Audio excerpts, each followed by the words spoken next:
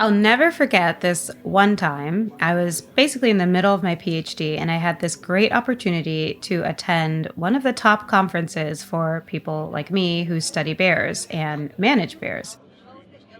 It was full of learning and networking and all kinds of stuff. I mean, everything bear biology. And at the same time, I was pretty uncomfortable almost every second of the experience. Folks weren't coming up to me to ask me what project I'm working on or what species of bear I studied or what I was learning or congratulate me on a great presentation or anything like that. Folks kept coming up to me and saying, "Oh my gosh, it's so great to see you here. Wow, we're so glad you're here. What's your name? So where are you from?" And then when I would say, "Well, I drove here from Nevada," I would get, "Well, but where are you really from?" I even had a person acknowledge that although Africa had no bears on the entire continent, it was really amazing that I had come. I was the only Black person, let alone Black woman, to attend this conference, maybe ever. And I stood out like a sore thumb.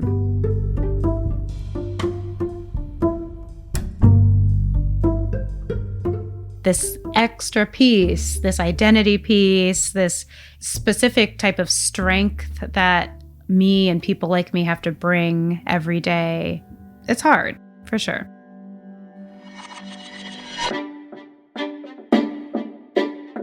I'm Dr. Raywyn Grant, and this is a different kind of nature show, a podcast all about the human drama of saving animals. I want to tell you my story and what it's actually like to track bears in the Sierras, chase lemurs in Madagascar, live with lions in Tanzania, and do all of that as a Black female scientist. This is Going Wild.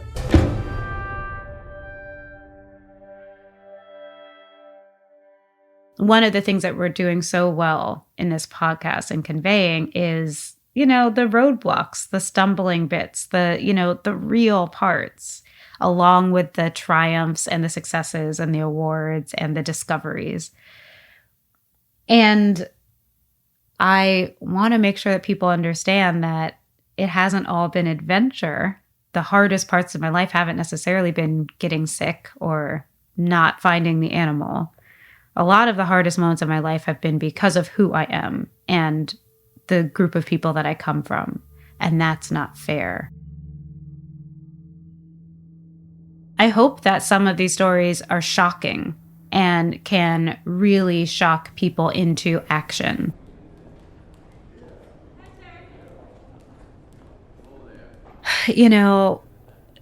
Soon after graduate school, I had this wonderful, wonderful opportunity at a major institution, and the actual physical building was organized in an interesting way where it was about 8 stories tall, and the first 4 stories were open to the public. And then the upper 4 stories were very, very private. So they were for, the scientists, the lab assistants. That was where the real science work was done.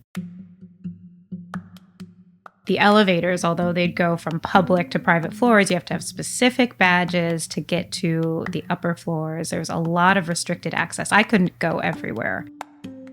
That was my workplace, and it was just this incredibly inspiring place, full of people doing some of the world's greatest work. And fairly often when I'd go to the 5th floor and step out of the elevator and would walk down these long halls, other folks on the hall would stop me and say, "Oh, excuse me, ma'am, this floor is for scientists only."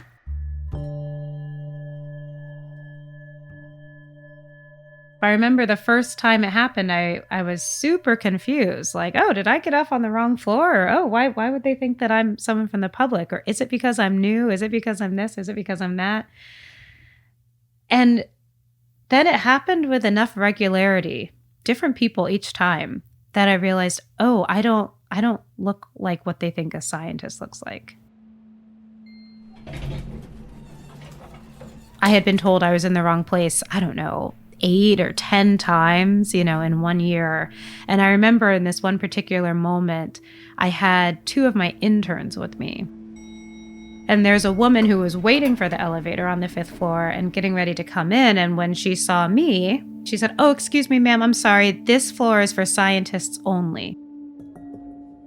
And she put her hand on my chest and pushed me back into the elevator. It was really different because in all of the other experiences I had taken the time out to explain, "Oh yes, I'm a scientist. I'm Dr. Raywin Grant. I've been working here for 3 years. I blah, blah, blah, blah, blah." But this time I didn't. This time I remember being extra angry, extra offended. And I pushed her aside and she called after me and she said, "No, excuse me, you don't belong here. This is a private space for scientists." We walked down the hallway and I remember trying to hold my chin up high. And it sounded like, the elevator doors closed. And I didn't know if she had gotten on the elevator or not. I didn't know if she was calling security or not. But I remember I deliberately was telling myself, "Ray, hold your head up." And I was blinking back these tears. And I stayed in front of my interns because I didn't want them to see me upset.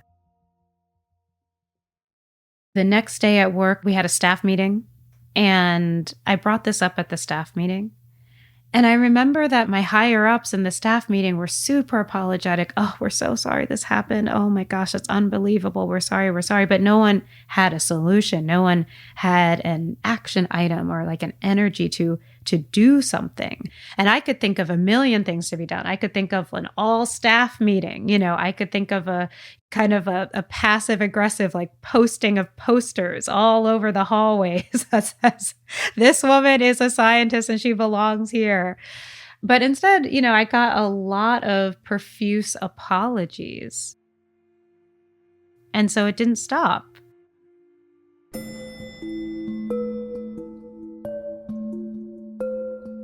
If anything, I feel like I grew to be this resentful, uptight, angry, easily triggered person in the workplace.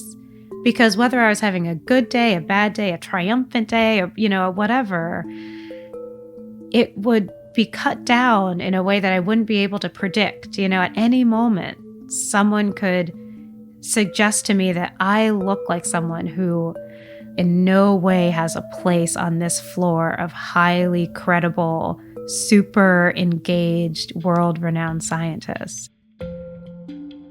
And yet that's exactly what I was.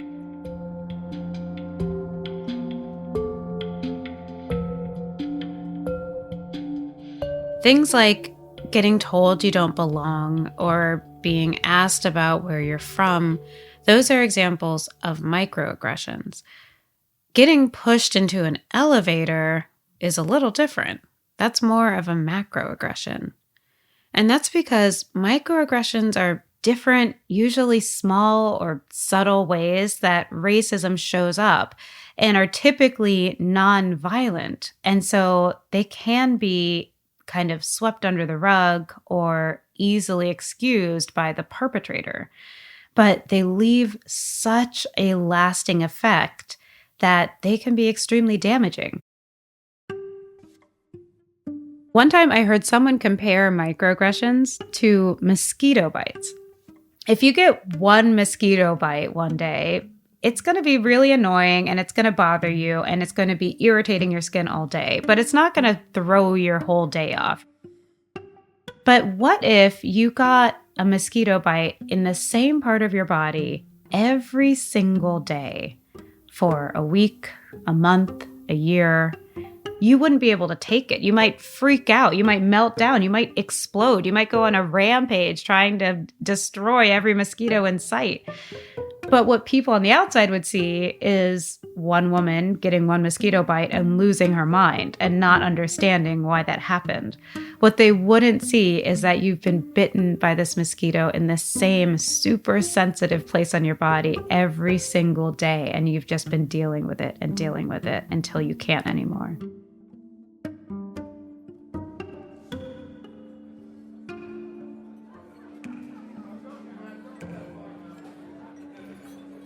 Microaggressions are something I've had to deal with throughout my entire career.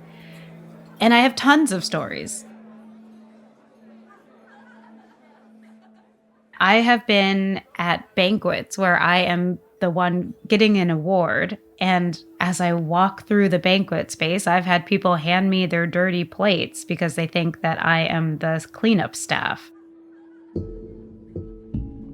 I have been mistaken so many times for the wife or the girlfriend of Dr. Raywyn Grant, but it couldn't possibly be me. I'll never forget the very first Skype interview I had with a production company to talk about maybe putting together a nature show. We had been emailing back and forth for a couple weeks. We finally set up a Skype interview. And I logged on and I saw the producer there waiting for me. And he looked at the screen and he said, Oh, I'm so sorry. Oh, I must have logged into the wrong meeting. And I said, oh, okay, no problem. I'm here for a Skype interview. And he looked at his notes and he said, are you Dr. Raywyn Grant? And I said, yes. And he said, oh, I'm so sorry. I was expecting an old white guy. And I said, well, do you still want to do the interview? And he had to regroup for a second, and he kind of apologized. And we went through with it, and I never heard from him again.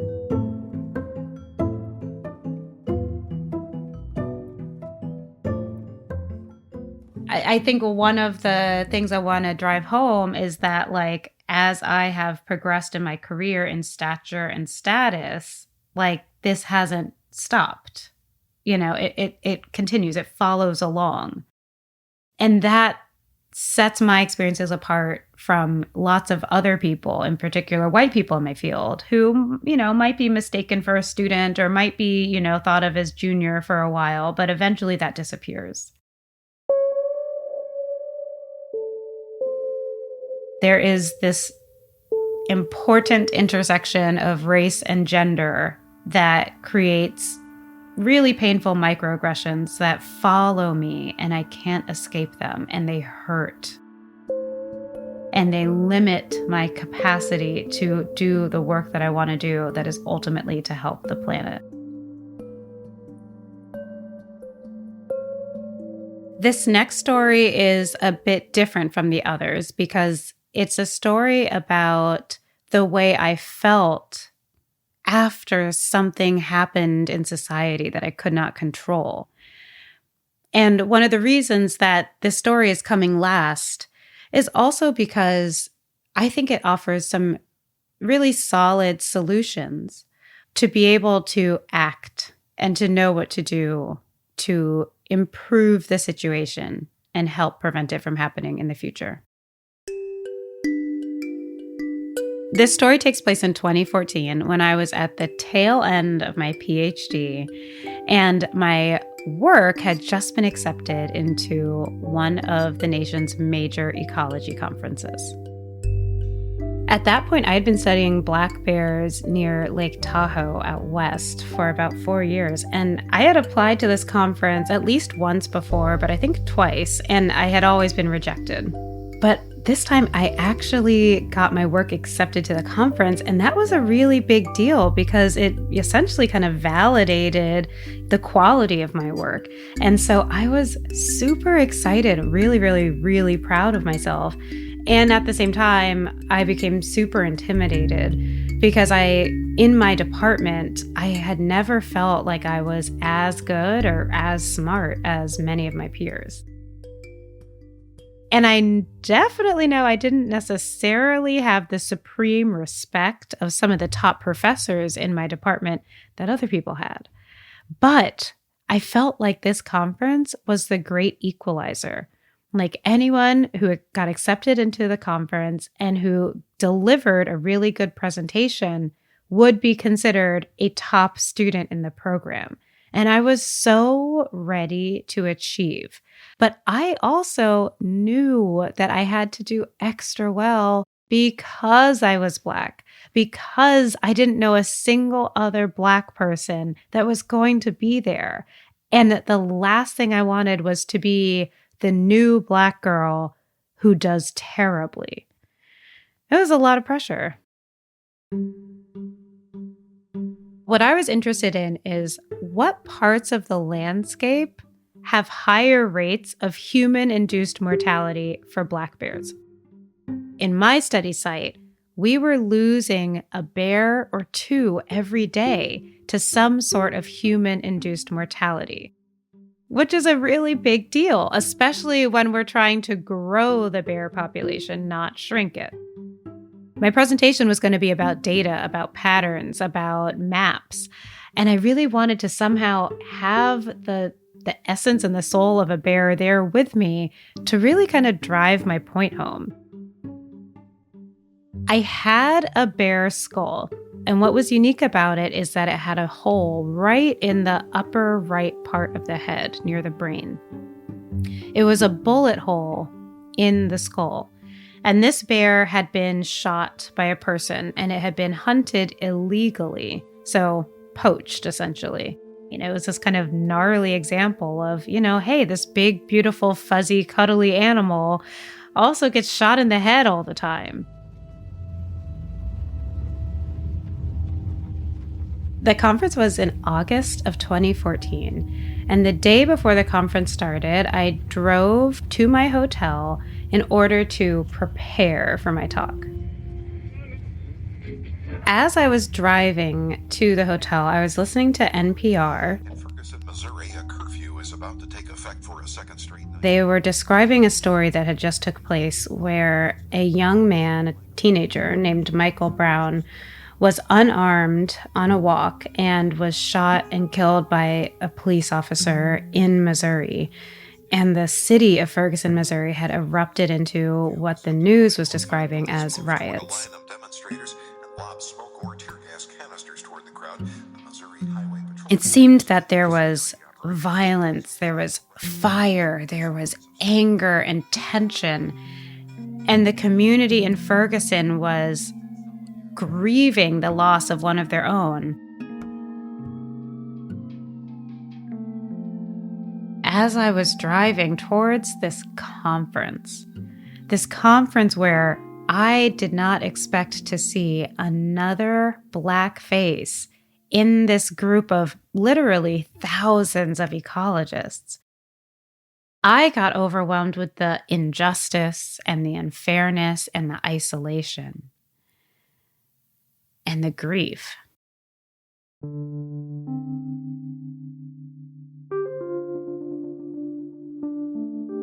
I got to my hotel room, threw my things down, and sobbed. I cried so much. Those deep, guttural, just tragically emotional cries. I was so overcome with grief because of history, because it was all just repeating itself. It didn't start with Trayvon Martin in 2013. It started in 1619 when the first Black people were brought over. Death and violence and murder has been a constant. If I felt that Black life didn't matter, certainly in that moment I felt that I didn't matter. My presentation didn't matter. My existence in this conference where I was expecting to be the only Black person didn't matter. But also that it was hopeless. What was the point of getting a PhD if, my dad or my husband or I could just be shot on the street one day for being Black? What was the point of doing all of this work?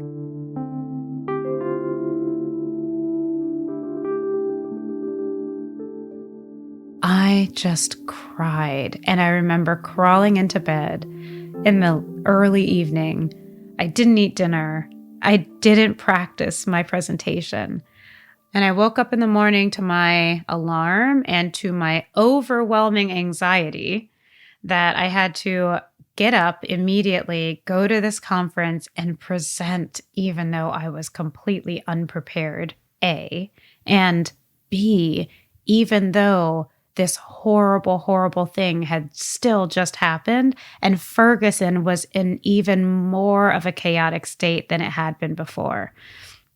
Now every news station was tuned into Ferguson. Now every social media conversation was about what was going on. It was like everyone was talking about it, except at the conference. I walked to the room where I was giving my presentation, and I remember being horrified because it was a very large room. Why didn't I excuse myself from the presentation? Listen, first of all, I should have. And second of all, I felt like I didn't have an excuse. You know, the Ray that's telling this story today feels absolutely like showing up Black for work right after the Black community has been terrorized is nearly impossible. And it is a reason, not even an excuse, a reason to not be able to perform one's best. But back then I didn't feel like I had an excuse. I had never seen that be acceptable or even acknowledged as, you know, a barrier towards performance or being able to do well at work. I assumed that if I bowed out, I would be reprimanded, maybe even to the point that I would lose my status as a graduate student. And so I walked up, and I remember internally my stomach was in a knot and my heart was beating fast and I was taking all of those shallow breaths. But I think that I walked up pretty elegantly and I began my presentation. There were some easy parts, like I could introduce myself quite well. I could acknowledge the professors that were in the audience that were part of my department quite well. But once I got into the methods, this is where my mind actually kind of goes blank. And thank goodness, because I really don't want to relive that embarrassment. I stumbled. I fumbled so much that I remember just vaguely kind of excusing myself. I was the only one talking, you know. Oh, I'm so sorry. I'm just going to move on. Oh, I'm sorry. I keep messing up. I'm just going to move to the next section. I mean, I'm positive that it was probably painful for the audience to watch. I got to the end where essentially I was able to say, Black bears are being killed left and right at the hands of humans in all of these different ways. And I pulled out my bear skull and I held it up in front of everybody. But I turned it around and pointed at this one specific spot in the skull. And I said, this is a bullet hole in the skull of one of my study animals. We don't know who killed this bear or why, but we do know that it is just one of many examples of how human beings are causing direct mortality to Black bears in my study region. And we as scientists cannot feel confident that the population of bears has a future and will persist on this landscape unless we're able to manage human-induced mortality to these animals. And that's how I ended.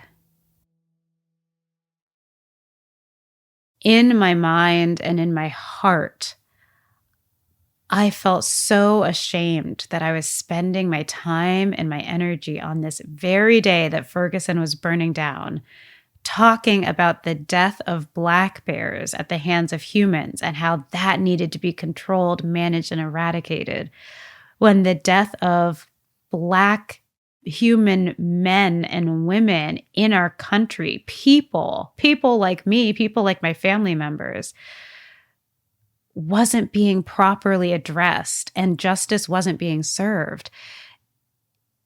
And how I could be doing something about it. I felt very much like I could be putting my energy towards this. I could be standing on a podium talking about this. This matters more than the lives of bears, at least for me. I picked up my bag and I excused myself, and I walked out into the larger hallway of the conference where thousands of people were milling about and chit-chatting with one another and sipping their coffee. And I took one last look for another Black face, and without seeing any, I left.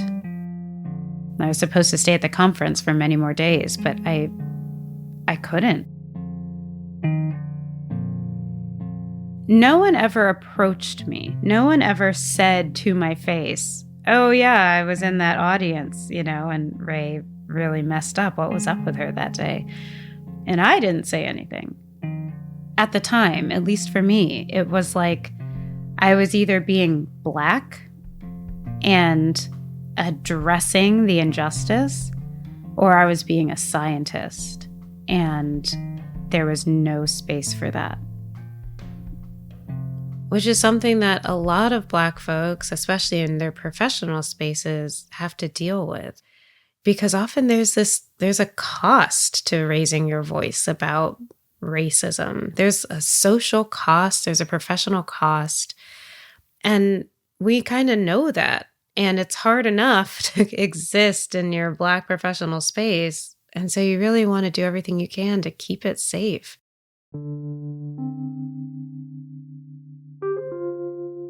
So this is a tension that a lot of folks feel and that I felt for a long, long time. But a couple years later, I had reached my personal tipping point.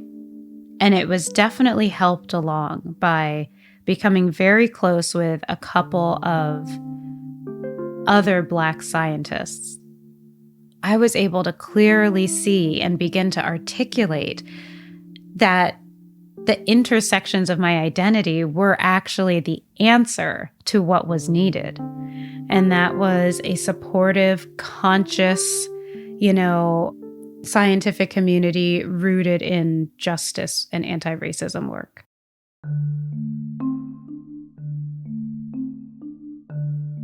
Any problem is better solved by a diverse group of people. But you can't just have racially diverse faces at the table solving a problem. Anyone in that position needs to be empowered, needs to have equal opportunity and their basic needs met. And if a community is absolutely on fire or facing violence or injustice, then those needs aren't met. And that needs to be focused on first before we can move to those next stages of focusing on solving the world's problems.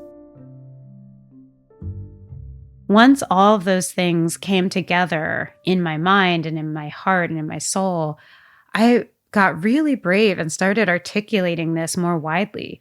I would do it at science conferences. I would do it at public speaking events. I would do it in casual spaces where I interacted with my colleagues. I would make sure that as racial violence in the Black community continued to roll out, I wouldn't be silent about it. I would demand that there be conversations and acknowledgments. And it's interesting also to be telling this story today in 2021, because I have to say many, if not most of my environmental science organizations that I work with or work for do have these conversations now. But there's more, there's more work to be done. There's way, way, way, way, way more. One of the reasons that I still want to tell this story is because I know there's still people out there who may need to hear it this way, may need to be given encouragement in this way, to act, to do, to support, to raise a voice or raise a hand or step in or, hold and support. And it also opened me to seeing how so many other groups of people have so many other issues that also need to be addressed. And let me tell you, that's a journey that I'm still on. I am still working so hard to see and fight for the needs of other target groups. But I'm dedicated to it.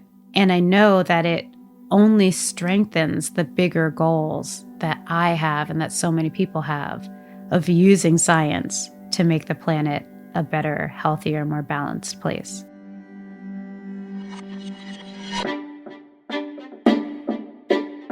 You just listened to Season 1 of Going Wild with Dr. Rae Wynn-Grant. Going Wild is a brand new podcast and one of the first ever from PBS Nature. So now we want to hear from you. What did you think of the podcast? What was your favorite episode? What kinds of stories would you want to hear in season 2? Do you even want a season 2? Let us know. You can leave us a review on whatever podcast app you're using to listen to these credits right now. Or you can send us an email at naturepod@wnet.org. You can also find me, Dr. Raewyn Grant, on Instagram, TikTok, Twitter, and Facebook. Since this is the last episode of the season, I want to say thanks to you. Hosting this show and sharing my stories has been an incredible experience and quite a wild ride. And I'm so glad that you're here on this journey with me. I also want to say thank you to our amazing Going Wild team. Rachel Aronoff, Nathan Toby, Great Feeling Studios, and Nature's digital lead, Danielle Rosa, for the production help. Jacob Lewis and Stacia Brown for your feedback on this episode, and Carrie-Ann Harmon for the sound design. Special thanks to Nature's social team, Amanda Schmidt, Jane Lacey, Chelsea Satkamp, Natasha Padilla, and Karen Ho. To the design team for the artwork for the show, Brianna Bowlers and Karen Brazell. And to our amazing lawyer, Blanche Robertson. Finally, an extra special thanks to Nature's executive producer, Fred Kaufman, for supporting this project and our team from day one. Going Wild is a new podcast by PBS Nature. Nature is an award-winning series created by the WNET Group and made possible by all of you. Funding for this podcast was provided by grants from the Anderson Family Fund and the Corporation for Public Broadcasting.